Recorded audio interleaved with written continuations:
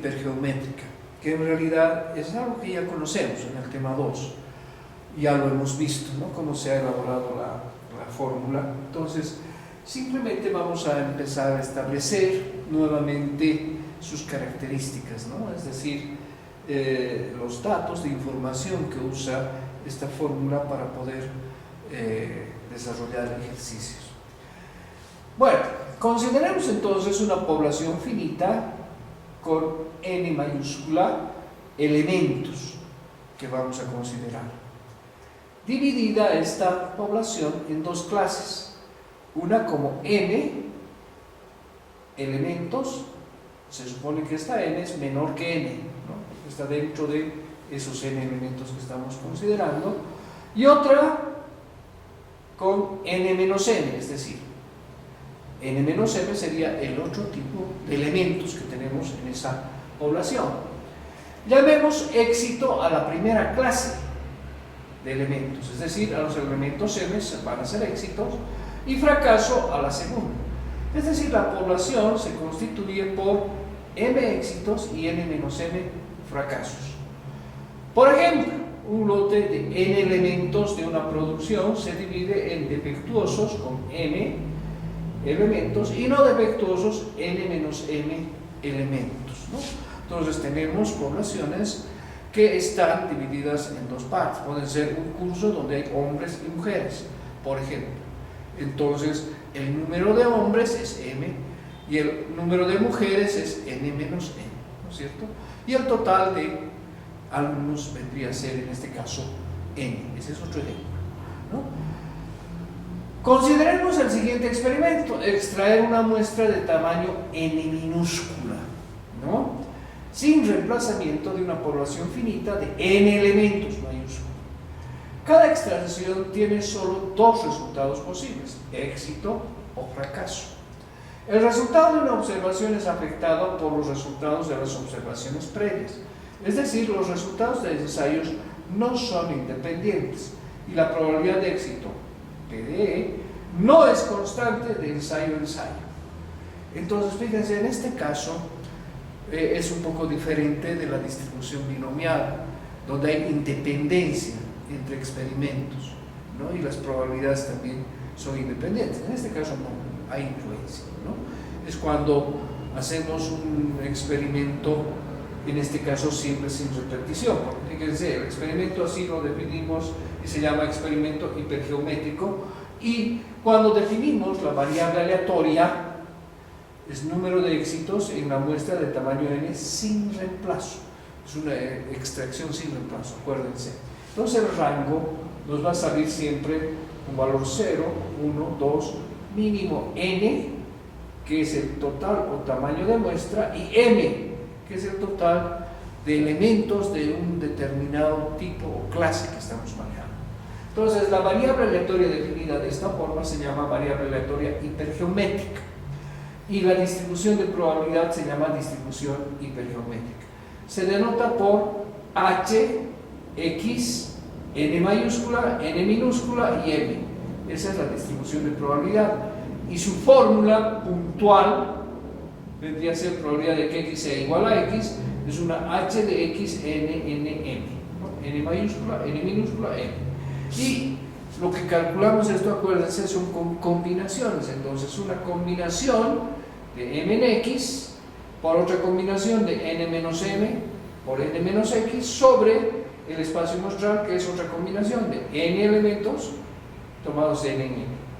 Y los valores x hemos definido aquí arriba, que son 0, 1, 2, 3, mínimo hasta el tamaño de la muestra n, y considerando el total o clase de elementos que son éxito para nosotros, ¿no? Luego también tenemos que definir su esperanza matemática y su varianza, ¿no? Para tener toda la distribución completa. Entonces la esperanza de esta distribución se calcula aplicando esta fórmula que hemos extraído ya directamente, ¿no? Mu sería la esperanza matemática y es el valor n minúscula por m dividido entre n mayúscula entre n mayúscula, ¿no? Con esto calculamos la esperanza matemática. Y la varianza tiene la siguiente fórmula. Entonces sigma al cuadrado o var de x es n por m menos n, esta es la esperanza, por 1 menos n dividido entre m por n menos n minúscula sobre n menos 1. Esa es la varianza para la distribución hipergeométrica. Entonces, en base a esto, podemos ver ya un ejemplo aplicando esta distribución. Fíjense, en cierta clínica hay 20 enfermos, de los cuales se sabe que 30% tienen cáncer. Se extrae aleatoriamente 4 pacientes para el despistaje del cáncer. Entonces, el inciso A nos dice cuál es la probabilidad que al menos uno tenga cáncer, y el inciso B, cuál es el número esperado de pacientes con cáncer en la muestra. Entonces, aquí es cuestión de aplicar la fórmula, ¿no? Fíjense, la solución: definimos la variable aleatoria x tal que x es el número de enfermos con cáncer en una muestra de 4 pacientes, ¿no? Ahora, el rango va a ser 0 pacientes con cáncer, 1, 2, 3, 4. O sea, la muestra es de 4. Máximo podrían ser 4 los pacientes seleccionados que tengan cáncer, ¿no? Segundo, determinamos que n mayúscula son los 20 pacientes que vamos a revisar. N es 6, y 6 son los pacientes que en realidad tienen cáncer. Por lo tanto, n menos m, es decir, 20 menos 6, son 14 pacientes que son sanos. El tamaño de la muestra que estamos usando es 4.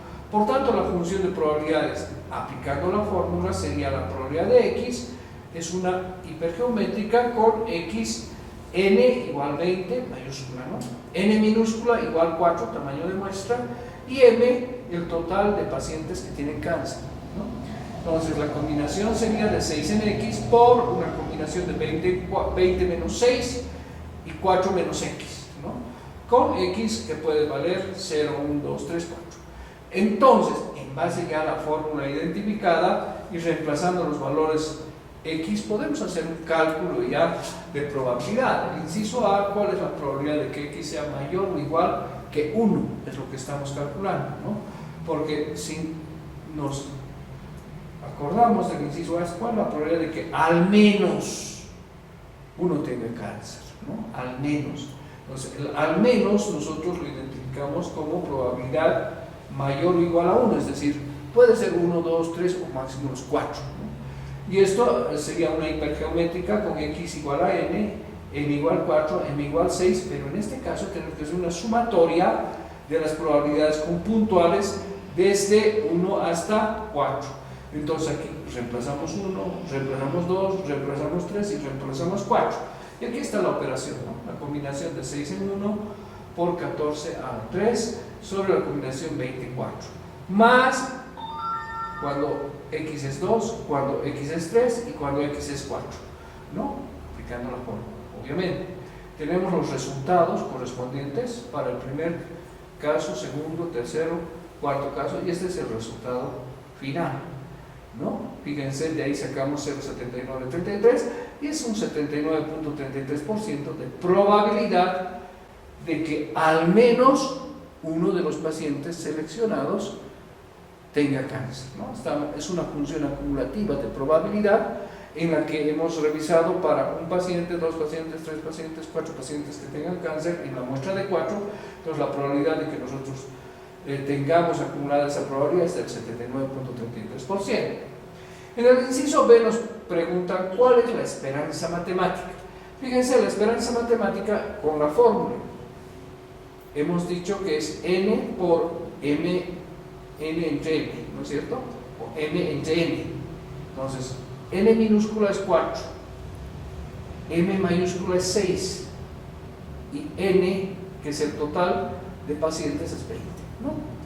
Entonces 4 por 6 veinteavos es 1,2 pacientes con cáncer. O sea, se espera que dentro de la muestra de 4 pacientes seleccionados se seleccione por lo menos un paciente, ¿no? Y si nosotros nos fijamos, las probabilidades que hemos calculado aquí, lo que podemos aprovechar es que hemos calculado puntuales, fíjense, puntuales para cuando es un paciente, 2, 3, 4 pacientes.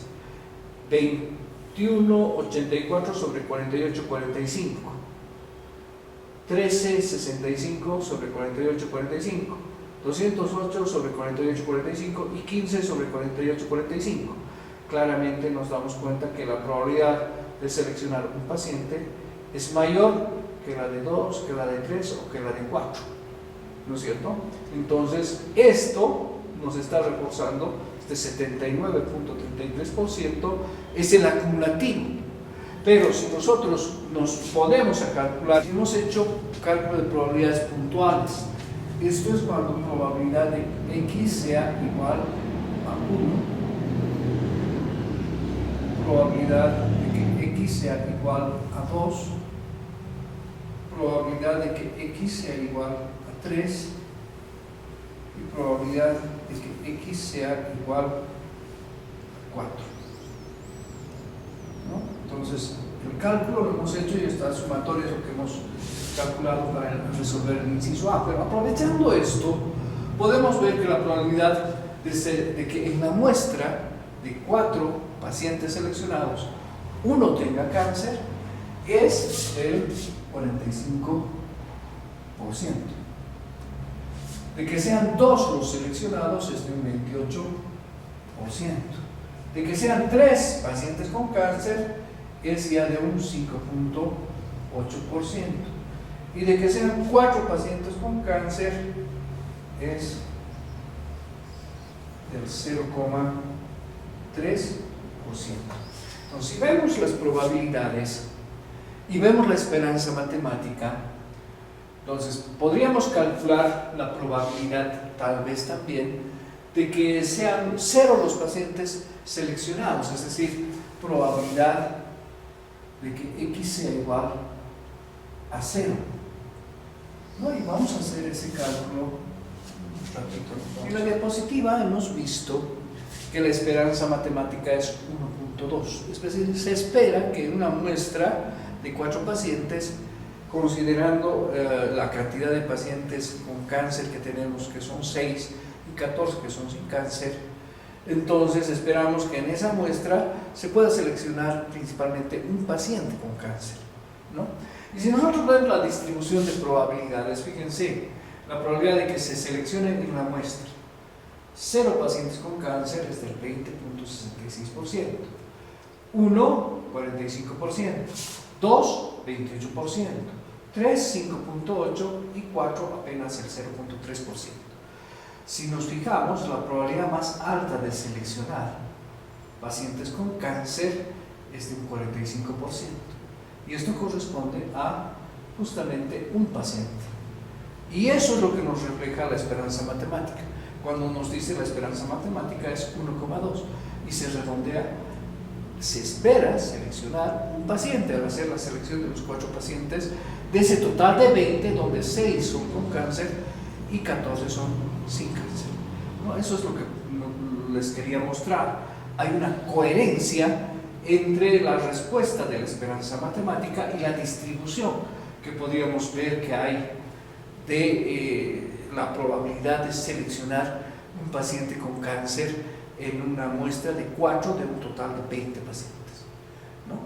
Eso es lo que nos hace hacer la distribución hipergeométrica. Y no se olviden, también podemos ver la cantidad de artículos defectuosos que pudiésemos seleccionar de un almacén de una cantidad finita de elementos que vendría a ser N, y los defectuosos vendrían a ser M, y N vendría a ser el tamaño de muestra que vamos a usar. Entonces, calcular la probabilidad de tener problemas al hacer una venta de productos o artículos en los cuales sabemos que hay una cantidad de defectuosos, y haciendo una extracción de estos artículos sin reemplazamiento, es decir, también eso es una condición para esta distribución hipergeométrica. Podemos calcular pues la probabilidad de tener problemas con un paciente, un cliente, 2 clientes o 3 o 0. Entonces eso nos ayuda mucho a tomar algunas decisiones antes de desarrollar nuestra actividad normal.